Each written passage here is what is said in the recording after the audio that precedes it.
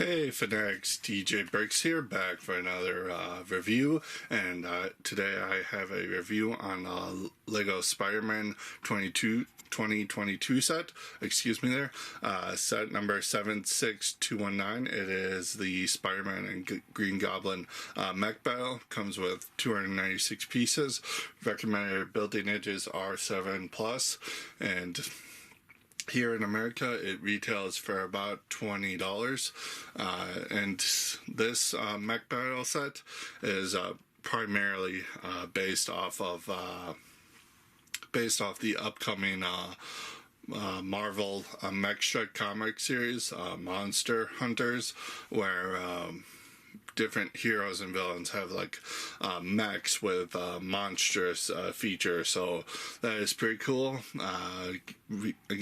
which kind of adds a little bit of flair to our like fourth Spider-Man mech in the span of like 2 years, so that's something to get into, but without further ado, let's start deconstructing and see how it stacks up, starting as always with the minifigures. So taking a look at the first figure here with Spider-Man. It is the exact same figure we got introduced to last year, with a nice head printing representing his comic book look. Again, his nice torso printing with all of the nice details. This is the one that does have the printed arms, which was nice to get for Spider-Man at last, but as you can see, this figure still suffers from that printing where they tried to print a lighter color on top of a darker part, and so the red is just super dark against there, and it does not look good. So that the figure is still plagued by that problem, and you can see the nice back torso printing and back printing on the head. Still no side printing on the head, though they proved a few times that they can do that if they want to. Again, he has plain legs. He doesn't even get dual molded legs here. So something to note there. Taking a look at the Goblin, this figure again, like Spider-Man, we got introduced to last year. It is still nicely printed. You got some nice torso printing on the front as well as the back. You got that head mold that they've been using since it was introduced in one of the collectible minifigure series. Here it's molded in a dark purple, and then the ears are dual molded too, which is pretty nice instead of painted. You got some nice detail for the head there, pretty nice maniacal smile there, and then on the other side you got a nice aggressive facial expression. I do really like how they portrayed the sunken elements of the face there, just to kind of make it look a little bit more monstrous, even though this isn't inherently tied to that Monster Fighters gimmick. But the biggest disappointing about this figure, in the bigger sets that this figure appeared in last year, he had printed legs, which were very nicely detailed, and I would have loved to have seen them return here. I don't know why they didn't, considering the Iron Man figure that gets released with these mech sets has leg printing, so it's not like they can't do it because of the mechs. It's just weird that this figure is incomplete. It's not really, I don't think they should have done that. It's just because this figure was in semi-expensive, really like 2 expensive sets last year, and those are the only ones he appeared in. I don't think, I think they should have kept the leg printing. So unfortunately, this is a good figure for kids to get, but it's kind of marred by an incomplete figure in my opinion. But here is everything you get in the set once it's all built up. obviously a mech for SpiderMan and a mech for Green Goblin. Like I said in the intro, these are loosely based off the Monster Hunters Mech Strike line that Marvel debuted for this year. So they are very much based off that. And we're going to start by looking at Spider-Man's mech, and then we're going to finish off with looking at Goblins. So taking a look at Spider-Man's mech here, right off the bat, it is very nicely built up. The build experience wasn't too bad. It's just a simple mech, though there was a lot of kind of repetition with these barbs here, and some nice techniques and utilized here with layering of parts. Overall design, this is pretty nicely designed. It does replicate his mech for the Monster Hunters line pretty well. I saw a lot of complaints early on of this having too long of an arms, which isn't a valid complaint to me, because if you look at the actual mech he has for that subline, these are right in line with that. They are pretty long arms, and they are pretty nicely designed here. You do have articulated fingers. We'll get into that in a minute. But you do have on the back of them, you have that ice skate piece in black, which is a semi-rare color for that part. It's only appeared in a handful of sets. Front of the cab there, you have a nice printed piece there. That is a print, and it does replicate the design on his mech from the Monster Hunters line pretty well. Not really covered from the sides, but that is consistent with how these mechs are designed. Some nice barbs on the side, on the front there. You got some nice shoulder pads designed there. Some nice detailing here at the legs too. And the feet are nicely designed, so this does sit flatly. But the biggest thing I want to talk about here is these mech sets were delayed just because of a problem with the waist, how they designed them. There was apparently an issue, and they went back and redesigned them real quick. So pretty much what they came up with, I don't like. It's a little bit more stable, but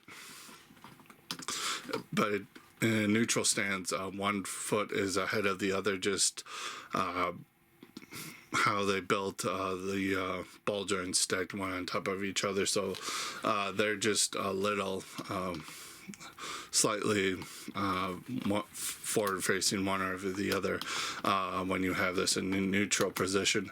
On top of that, it got rid of the waist articulation, and that was a big thing that I liked with these mechs. You got the waist articulation, since most of the bigger ones do not have that articulation, so I thought that was pretty nice, but you do lose it with that design they came up with. So I really don't like it, but opening up the cockpit, it just opens for it a little bit. It does get impacted by this piece and this piece clashing into each other, but you can fit Spider-Man pretty easily in here, and his legs just grip onto that old friend's part, and you just close the mech on top, close a chest on it, and it does do the job pretty nicely. So going into that articulation at the shoulder joints, because these are built so differently than what we've gotten before, you do have a lot of range of motion here that you normally don't get. So you get a lot of nice butterfly joint right there, forward and back. You can go 360 with it. You can go that far out with the shoulder. So it is pretty nice range of movement there. here at the elbow, or what you can call the elbow. You can spin it 360 if you want, and you can hinge it up to about 90 if you want to do that. And then the fingers, they are pretty much on two of those rounded tiles with the clips at the end, so that you can splay them out pretty far if you want to. And then you got hinge plates on the little fingertips. Just articulate if you want that. Again, again, you have these barbs here. They can kind of move in and out. Like I said, no waist articulation, so that kind of sucks. But with the legs, you can go forward that much, back that much, and you can splay out really far. Same with the knee joints, forward and back, little side to side, and then the foot can ankle rock and go forward and back. So a lot of range of motion for this, pretty nicely. You can get this into some pretty dynamic poses, especially getting on the ground like that, especially with these long arms. You can have them actually touch the ground with both feet. So that is pretty nice. So taking a look at the Goblin's Mech now, it's fairly nicely built up using the same base.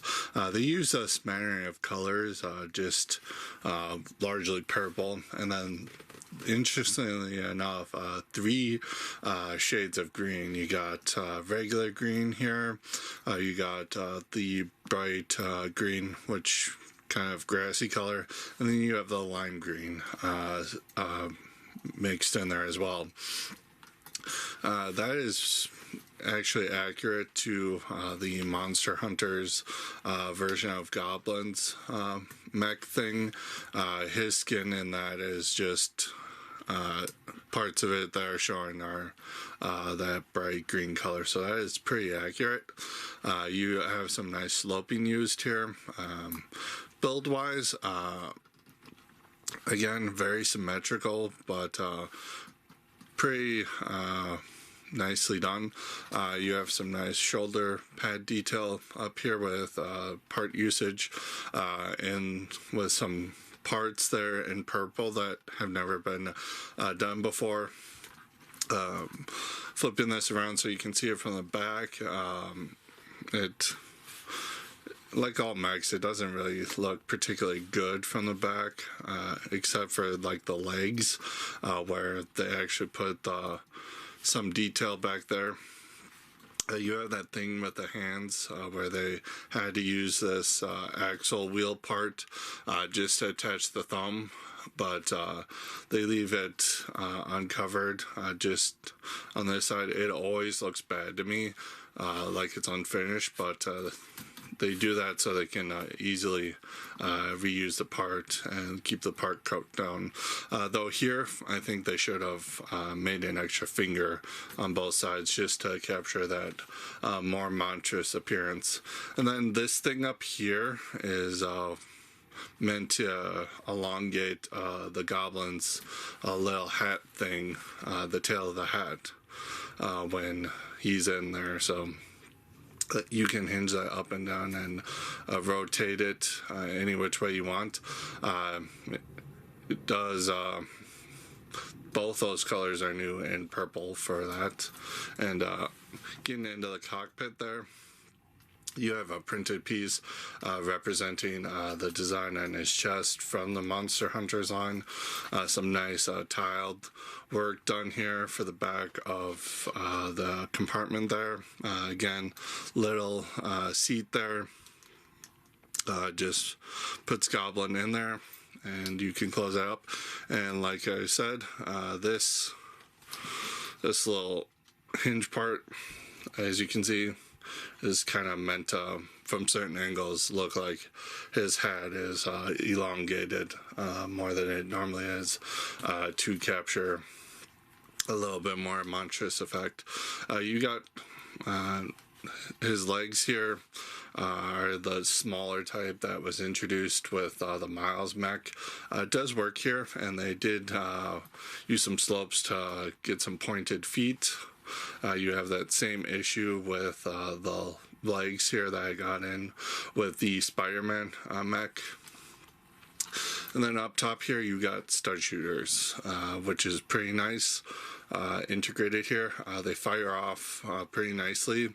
It is that newer style, of the design there, where it can fit tiles or studs sideways, but just firing it off. That piece fell off. Excuse me. But it just fires off plain orange tiles, presumably to represent pumpkin bombs. I would have liked to have seen those printed up with something to make it more obvious that they are pumpkin bombs, but that is pretty nice, and you have both of them fit pretty nicely on there. And one advantage to them being on the shoulders there is you can actually angle this to angle your shot. If you so you can pretty much get any angle shot you want out of that, which is pretty nice. Getting into articulation with this guy, as you already saw, ball joint at the shoulder gets pretty nice range of movement. Again, benefit like the Spider-Man one, you have that benefit of how that shoulder piece is built, where you can actually get some nice articulation out of that shoulder joint. Elbow joint can move all the way around. You get up to about 90 right there, and a little forward and backward. You got a nice wrist joint here. Something that you didn't get on the Spider wrist joint articulation, which we didn't get on the SpiderMan Mech. Kind of a little shame there, but you do get a nice range of nice wrist roll there. And then the fingers can open forward and back. You can get a nice grip, and like the SpiderMan Mech, these two fingers can move, be splayed out, and that is as far as it can go.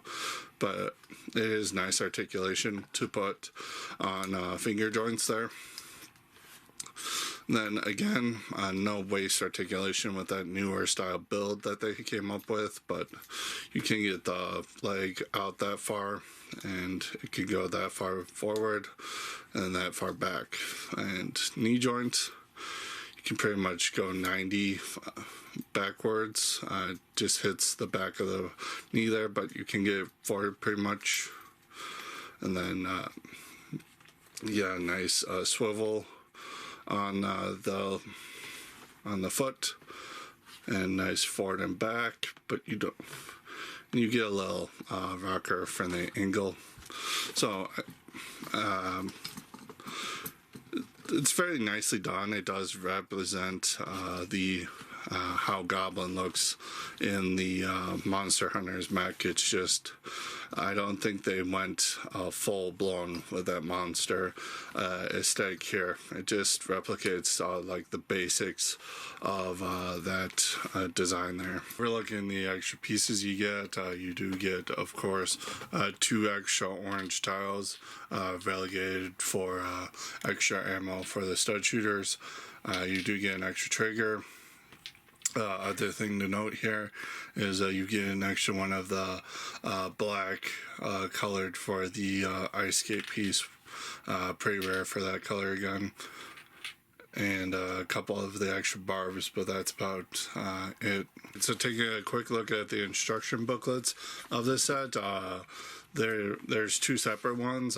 One for that builds the SpiderMan Mech, one that builds the Goblin's Mech. Interestingly enough, they show each one on each instruction cover instead of, having it just straight be the box art. One thing to note with this one, you get Spidey down there for the progress bar. Back cover is the last step of building for that. Goblin one, you just have a green goblin down there for the progress bar. Pretty fitting. Takes about 59 pages of building for this one, and back of the instructions just features a cross sell for the other 2022 mechs that released around the time. And then you get 3 pages worth of parts inventory if you need it, and then you got Pirate supporting the wind. Taking a look at the box here, it's that same $20 size that we saw last year with the Doc Ock and SpiderMan Mech set. Pretty standard size for $20 boxes. Overall, it's got the same design that we've been seeing since 2019 with this new Spider-Man,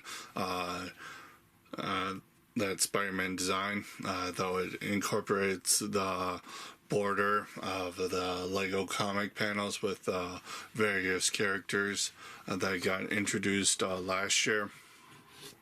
Top of the box there just features Spider-Man as the actual size, but again on the front you see just a product shot of the set. The side of the box just has a giant Marvel logo, and then on the back you can see a product image of that Spider-Man there, as well as another just various product shots of things you can do with the set. So going over my final thoughts for the set, build-wise, these both are pretty well built up.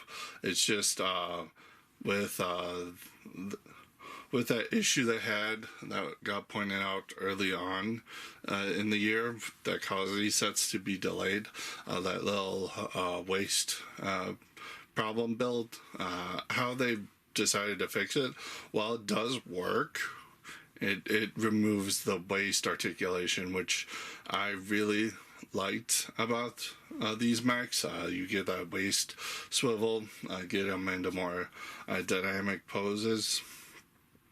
So that is pretty sucky. But these mechs, for what they are also based off of something. It's not just let's put Thor in a mech and just design the mech around that concept. These are actually based off something, and from what I can tell, both of these are pretty accurate to the source material. Spidey in particular, you have the elongated forearms that are pretty accurate and pretty nicely designed.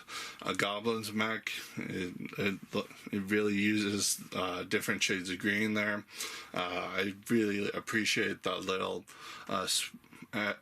part at the back there that extends his little hat thing that he wears, which is also accurate.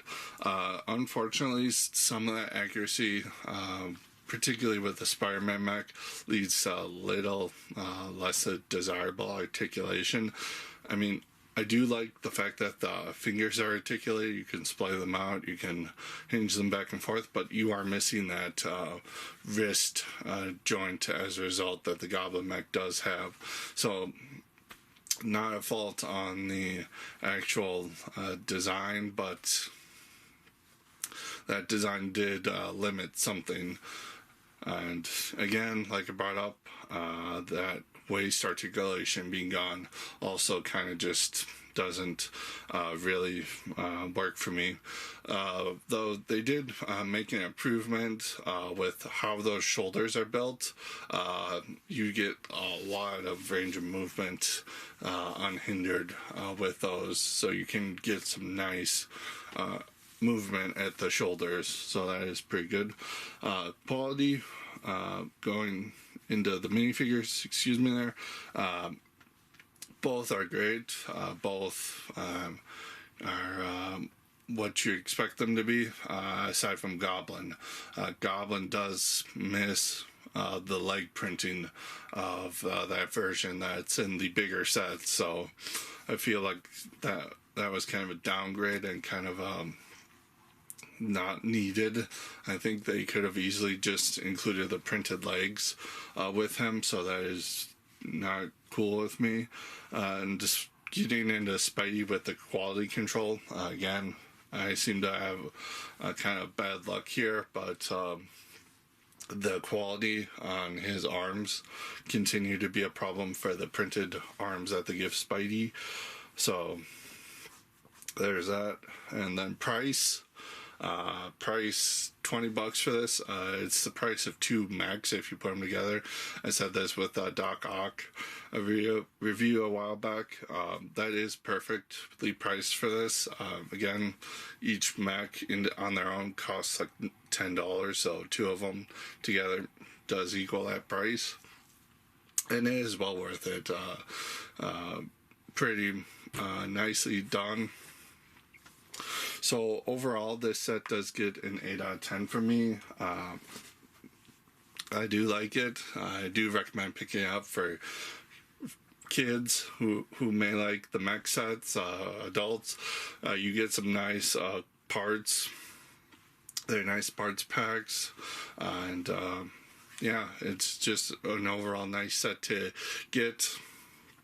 That does it for this review, and comment below, let me know what you think about it. Comment, like, subscribe, ring that bell. All that feeds the algorithm, helps the channel grow. And I will see you in the next video. Until next time, keep building.